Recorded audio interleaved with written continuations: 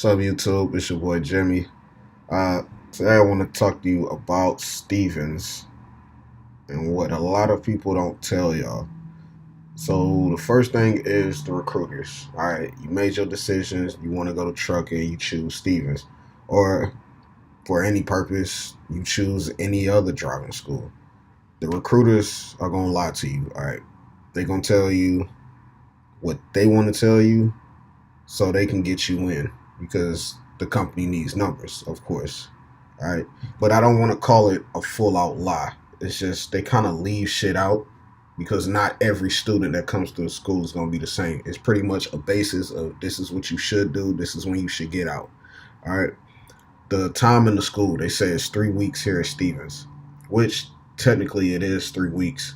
But if you add in certain things like, say, medical, or that's probably the biggest one is when you go through your medical exam. All right, you can go through your medical exam and get put on med hold for at least a week. That's gonna push you back. That's gonna add another week or another 2 weeks to your school. Okay, so for example, I was on med hold. All right, I was on med hold for that entire week. I got off that med hold that next week on that Monday, and then I had to take my test. All right, my CLP test for my learner's permit. All right, right now I should be graduating today or going to an orientation, but instead I'm in week 3, so I'm a week behind schedule. All right, so that's one of the things you got to take into consideration, that you can be held back. They call them holdovers. So you have to expect that. Don't think you just gonna come here and then it's gonna be 3 weeks. All right. So if you get on med hold, you gotta do med hold for however long. You get your stuff situated, and then you take your CLP. Then once you take your CLP, hopefully you pass it the first go. All right. You get 3 chances to pass it. If you don't pass it in the first go, I mean that's time added, because once you actually pass the whole driver's test for your CLP, you have to wait 14 days from that date to take your driver's exam. So, like I said, in my situation, I finished mine on the 24th. All right, 24th October. That is when I finished my CLP, and now I'm still here doing all the training, but I can't actually do my driver's test, the actual road test, until those 14 days up. So what? Today is the 4th. That means I got until what, the 8th. That's my 14 days. So if I've already done 10, I got 4 more. Even though I'm already signed off on everything else and I'm ready to go, I still have to wait those extra 4 days so I can take my test. All right. If you going to the one in Houston, I've heard stories about the school down in Houston. Like, the trainers suck, they assholes, it's just a whole bunch of stuff, and they send them up here to Dallas. And I talked to a guy yesterday on the yard. He said he been in Stevens for 8 weeks. All right, 8 weeks with no pay. Now, he said that he had some money saved up or whatnot, but it's running thin. I'm pretty sure at 8 weeks, after week 5 or 6, I might have just said fuck it and went somewhere else. But he's committed to being at Stevens. They sent him from Houston to Dallas, and he's already been 8 weeks. And he's probably gonna be here maybe another 2 weeks. And he should be able to pass his test, his road test, with flying colors. But still, the fact is, he's just gonna be here another 2 weeks. So, I mean, it sucks, but it's something you have to deal with if you actually want to go through the school. Now, another thing they say is the money. They say, oh, you should bring $175, and then you get paid $70 a week for like your food stipend, or they call them T checks, which is cool. Okay, so the $175 covers your registration, which is non-refundable.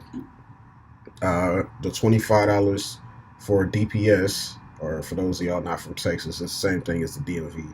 That's $25 to pay for your test, and then $50 to pay for your actual CDL. All right. So you think about it. You got that $175 for all of that. Then you get your $70 cheat check. All right. Realistically, we eating more than $70 a week. All right. If you come out here and you see some of the guys and females, they eat more than $70 a week. All right. And you can use that money. It's not just for food. All right. They're going to give you cash, or they're going to give you a T check and you cash it. And that $70 is yours to do what you feel. But, I mean, if you're not good at managing money, that $70 is going to go out the window real quick. All right. And I've seen people waste their money and didn't have enough money to pay for their CDL. All right. So here it's like $61 and then $4 for every year that you have left on your original license. So, I mean, I guess that's a good deal, but you got to sacrifice how you eat if you have like bad spending habits. All right. You got to put that little 50 something dollars aside and hold it so you can actually get your CDL. All right, so that's the money situation. Personally, I feel like you bring your $175, bring your extra $200-$300. All right, it's not like you got to pay for the hotel, which they pay for you. That's another thing. They'll tell you that in the school. You're gonna pay that back, of course. That bus ticket or plane ticket, you're gonna pay that back, of course. But right then and there, you don't have to worry about it. So it would be wise to bring enough money to last you those 3 weeks or more, because you don't never know what's going to happen. My advice to you is make sure you got all your medical stuff. All right. This book right here, I guess you can Google it, FMCSR. Look it up and it tells you what medical conditions will hinder you from even getting your CDL. So if you got, I guess, diabetes, like I forgot which level of diabetes. If you missing a limb or something like that, you're not even gonna get your CDL. They just gonna send you right back home. So, I mean, that's just a recruiter, right? They not gonna tell you the truth about the time. They not gonna tell you about the money. All right. So prepare for a longer time. Bring extra money. All right. If you really serious about doing this. Hotel conditions. We not staying in the Marriott. All right. I'm lucky I'm in the Microtel, which is, I guess, decent. Then they have the Luna Lodge, which I heard stories about that. And then they have Hometown. All right. It's not the best. All right. So don't come thinking you about to be in the Marriott or the Hilton or something like that. It's a hotel. You got somewhere to lay your head. You got a roof over your head. You got a shower. And that's really all you need. So don't come, whining and complaining. If you go to Luna, I'm sorry.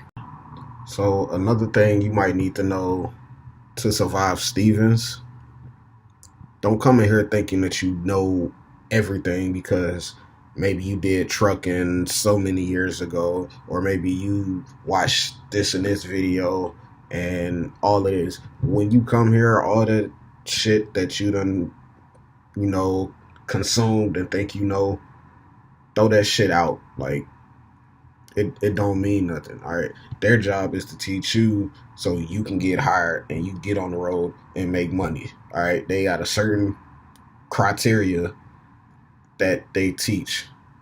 All right. So you can't just come in, oh, well, here's for an example. All right.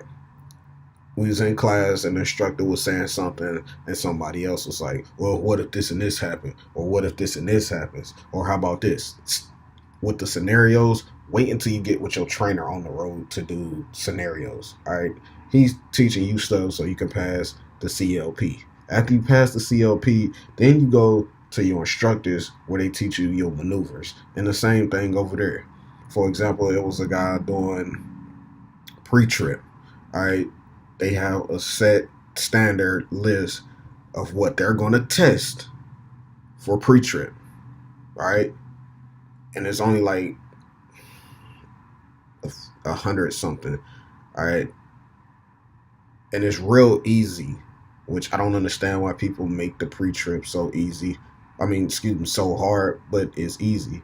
But he's making it difficult on himself because he want to check this and this. He want to check the turbo. He want to check the radiator, and he want to check this and this. That's fine. When you get your own truck, that's fine. That is actually stuff. And I'm not saying he's wrong because it's actually stuff you will check on the road. So he's not wrong. But to pass the test, follow that easy ass guideline. Stop being extra. They give you this, this, this. You follow this, this, and this. You pass. Move on to the next. Stop adding on extra shit. And he tried to, you know, tell other students he should check this and this. All right, just because you know about trucks and you know all 150, 160 something parts of a truck, don't mean that this person does. This person has to learn and find these parts. Let him do that. This is all you need to pass.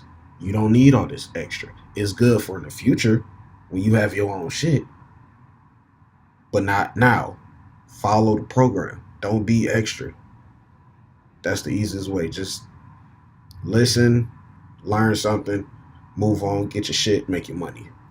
I don't know why people make it so difficult, but I mean, this is just basic stuff that I want to share.